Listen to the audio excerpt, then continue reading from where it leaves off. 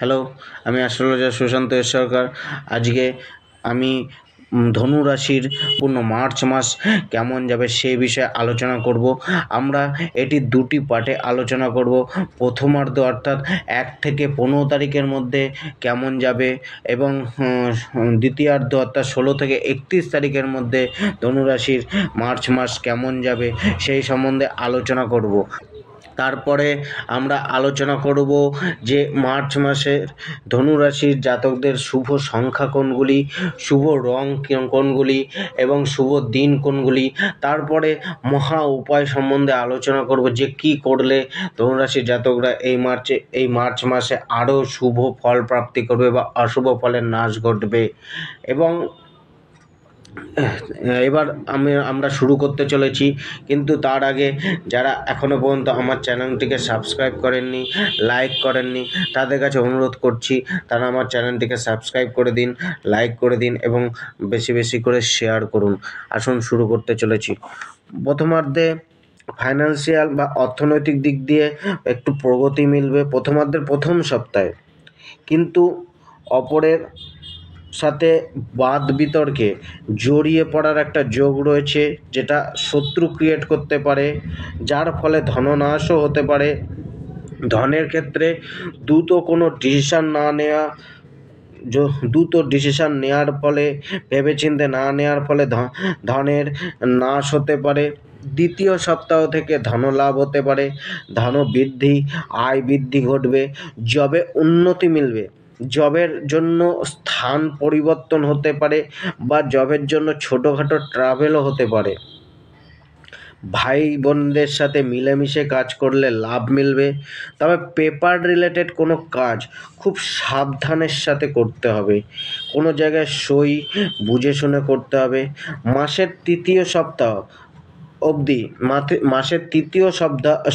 অবধি ইম্পর্টেন্ট কোনো পেপার ডকুমেন্টসের কাজ স্থগিত রাখাই ভালো। যারা ঘুরে ঘুরে কাজ করে বা সেলসের কাজ করে, মার্কেটিংয়ের কাজ করে, তাদের জন্য কিছুটা সংঘর্ষ বাড়বে, কাজে তাদের চাপ বৃদ্ধি হবে। তবে কাস্টমারের সাথে সম্পর্ক মধুর রাখতে হবে, ধৈর্য রাখতে হবে, কন্টিনিউ যোগাযোগ চালিয়ে যেতে হবে, বাদ বিতর্কে তাদের সাথে না জড়িয়ে ধৈর্যের সাথে এগিয়ে যেতে হবে, তবেই লাভ মিলবে। দ্বিতীয়ার্ধে এসে কাজের চাপ কিছুটা বাড়বে, আপনি অন্যের কোনো দায়িত্ব নিজের কাঁধে তুলে নিতে পারেন, যেটার জন্য আপনি নিজে চাপে পড়ে যেতে পারেন।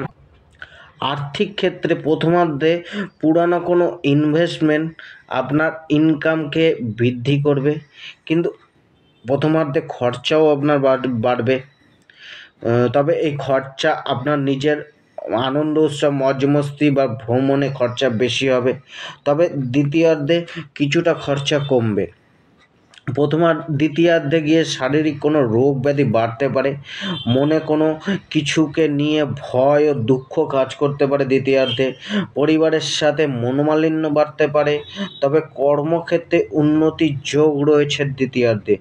আয় বাড়বে, জয় আপনারই মিলবে, জবে কোনো না কোনো পদোন্নতি দ্বিতীয়ার্ধে এসে মিলতে পারে।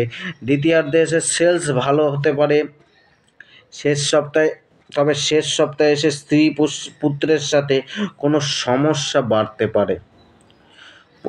প্রথমার্ধে শরীর ভালোই থাকবে, দ্বিতীয়ার্ধে নার্ভ, হজম রিলেটেড, শ্বাস প্রশ্বাস রিলেটেড বা প্রস্রাব সংক্রান্ত কোনো না কোনো সমস্যা ব্যাধি দেখা দিতে পারে, কিন্তু সেই সমস্যা থেকে ধীরে ধীরে মুক্তিও মিলবে।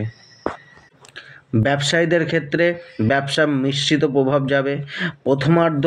প্রথমার্ধে ব্যবসার গ্রোথ উন্নতি ভালো হবে, ব্যবসার জায়গা পরিবর্তন হতে পারে বা ব্যবসার কারণে ভ্রমণ করতে হতে পারে, তবে এই ভ্রমণ আপনার জন্য লাভই দেবে। দ্বিতীয়ার্ধে এসে কিছুটা ব্যবসার ক্ষেত্রে চ্যালেঞ্জের মুখোমুখি হতে পারো।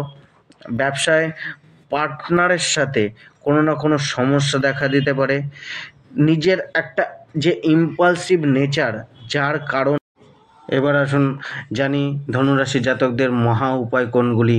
প্রথমত শ্রী রাম চালিসা পাঠ করা নিত্য, এবং সেকেন্ড উপায়টি হলো মা সরস্বতী দেবীর আরাধনা করা।